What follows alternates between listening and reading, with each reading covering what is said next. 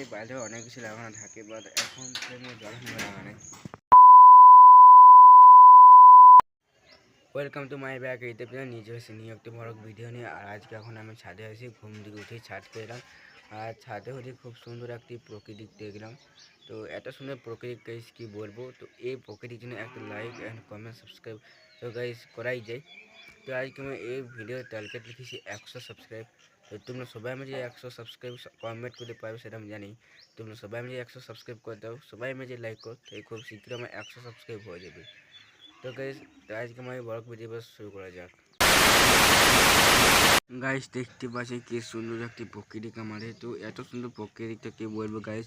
তো এই প্রকৃতি এরকম প্রকৃতি শুধু গ্রাম স্যার কোন জায়গায় সেরকম এত সুন্দর প্রকৃতি কোনো লোকই দেখতে পারে না।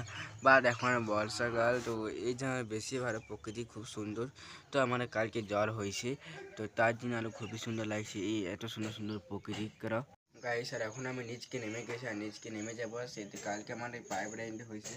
তো পাইপ লাইন তুমি এখানে দেখতেই পাচ্ছ। আর এই হচ্ছে আমাদের বাথরুমটা, বাথরুমে সেরকম কমপ্লিট হয়নি। তো এই দিকটা এখন হয়েছে, আর ওই দিকটা এখনো হয়নি। তো তুমি ক্যামেরা দেখতে পেয়ে গেছি। আর এখন আমি দেখি ওদিকে বাইরে হাঁটতে মাঝি।